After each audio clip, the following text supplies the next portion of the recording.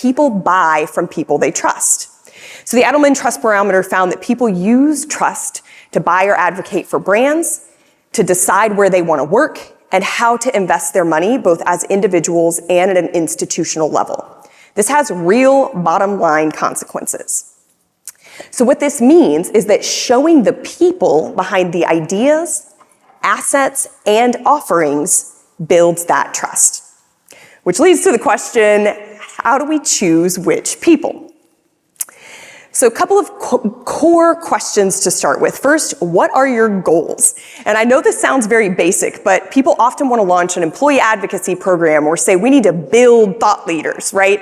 What are you actually trying to drive from a metrics and a business outcome standpoint? Next, who is your audience? Are they internal or external? What are their pain points? And finally, gaps. So what gaps in content do you have? And then what capabilities do you have in-house? Do you actually have people who are willing and able to create content, distribute it, share, show up regularly? Or do you need to go find those skills out in the world? So once you've answered these questions, that helps you start to think about what type of B2B creator you might need. And you're going to evaluate them on 4 key pillars. So the first is credibility. Do people actually believe you when you say things, right? You'll start at the bottom in most cases and work your way up to the top. So if you have low credibility, you're constantly asked to cite your sources, and you generally have to prove that you've got the credentials or the experience. Next is profile. This is kind of the fame pillar. Do you have a large audience on LinkedIn or on YouTube? Do you have a big subscriber base in your newsletter? Are you able to land in large tier 1 press outlets for your industry? Can you draw a crowd when you speak on stages? Next is prolific.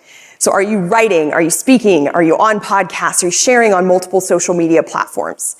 And my spicy comment on this one is 100% in your control. The other pillars do have a perception challenge, right? It's what other people think about you or whether they're willing to follow you or listen to you. How much you create and share is 100% in your control. And then finally, depth of ideas. So are you sharing new information? Are you innovating? Are you driving the conversation forward, either at a tactical, strategic, or in some cases, visionary level? So depending on how you score on these pillars, you might be one of these types of creators. So first is the subject matter expert. And these folks explain and help solve existing problems using existing solutions.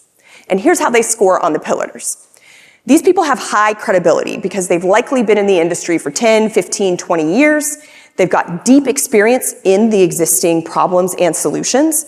And because of that deep experience, they tend to have really strong depth of ideas. They've seen this problem a lot. They've seen how the problem has evolved, and therefore they're very good at coming up with new strategies and tactics. However, they tend to have a low profile in large part because they're not prolific. So a lot of these folks might sit in your customer success team, your solution engineering team, your account executive team, right? They're constantly talking with customers, but they're not really doing that externally at scale.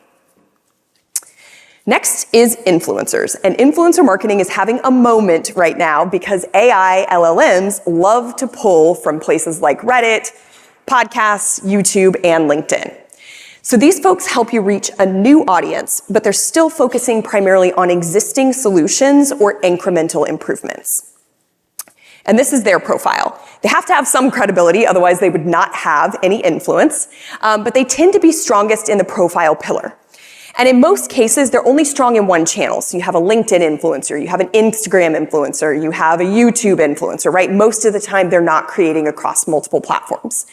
And from a depth of ideas perspective, sometimes they might share new tactics. They might be an early adopter of a new solution, but for the most part, they're not driving that conversation forward and kind of inventing or innovating on those solutions.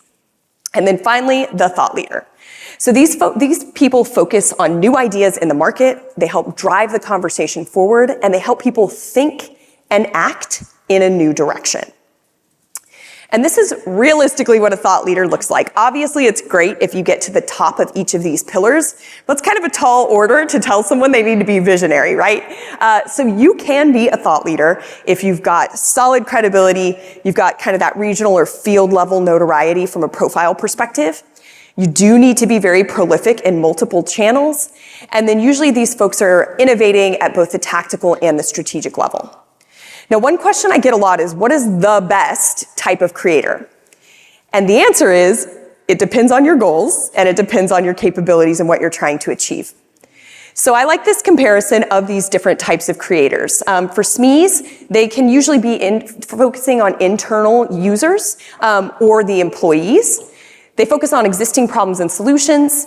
Core metrics for them are things like usage or adoption metrics. And then they help to drive results in the medium to long term. So influencers tend to focus on external and net new audiences. They share about existing solutions. From a metric standpoint, they tend to be aligned to awareness and sales, and they can help drive these results over both the short term and the long term. And then finally, your thought leaders. So these folks focus on both internal and external audiences. They're talking about new problems and solutions. Generally, their goals are aligned to the trust and affinity CTAs, and they tend to help drive long-term results. So it does you no good to say, we want to build a thought leader who's going to drive pipeline tomorrow. There is a large gap between those two things, right? Your subject matter experts are more likely to help you drive short-term or long-term adoption. Your influencers are much more likely to help you drive that short-term awareness. And then thought leadership is what's going to really help you be positioned correctly in the future.